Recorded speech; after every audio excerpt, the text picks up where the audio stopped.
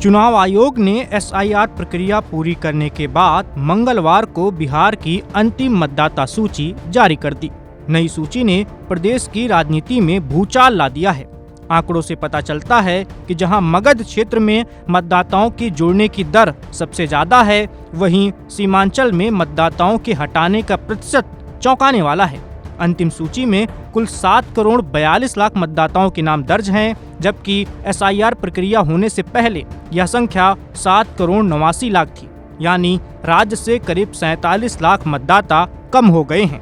विपक्षी दलों ने इस पर कड़ा एतराज जताया है। उन्होंने आरोप लगाया है कि यह पूरी प्रक्रिया हाशिए पर खड़े समुदायों, खासकर मुस्लिम और दलित इलाकों को निशाना बनाने के लिए की गई है। बता दें कि सबसे बड़ा झटका सीमांचल को लगा है।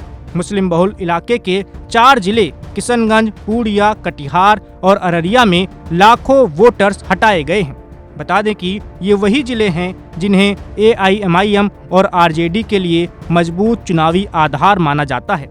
दिलचस्प बात यह है कि मतदाता हटने के बावजूद इस क्षेत्र में कुल मिलाकर 2.4% की वृद्धि भी हुई है, जो राज्य की औसत वृद्धि के बराबर है।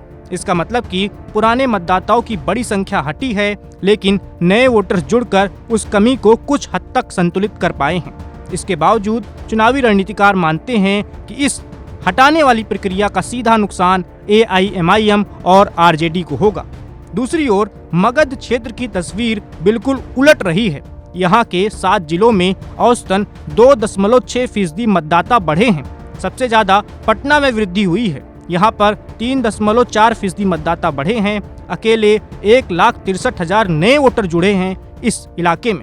बता दें कि 2020 के चुनाव में महागठबंधन ने इस इलाके की 47 में से 30 सीटें जीती थीं, जबकि एनडीए को सिर्फ 17 सीटों पर संतोष करना पड़ा था।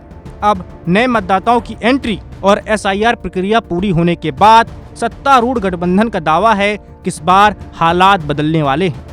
राजनीतिक हलकों में चर्चा है कि सीमांचल से एआईएमआईएम और आरजेडी की पकड़ ढीली होती दिख रही है। चुनावी समीकरण तेजी से बदल रहे हैं। प्रधानमंत्री नरेंद्र मोदी ने हाल के दिनों में मगध और पटना पर खास फोकस किया है। कई सारी रैलियां हुई हैं, जिससे साफ संकेत मिल रहा है कि एनडीए इन नए वोटरों को साधने की पूरी कोशिश कर रही है। विश्लेषकों का मानना है कि अंतिम वोटर लिस्ट के ये आंकड़े बिहार विधानसभा चुनाव 2025 की दिशा और दशा दोनों तय कर सकते हैं। विपक्षी दल इसे जनादेश से पहले जनादेश पर प्रहार बता रहे हैं, जबकि एनडीए इसे प्राकृतिक और निष्पक्ष संशोधन कहकर पेश कर रही है। अब देखना होगा कि ये वोटर लिस्ट किसके पक्ष में गेम चेंजर साबित हो सकती है। बिहार में कुछ ही महीनों में विधानसभा के चुनाव हो जाएंगे।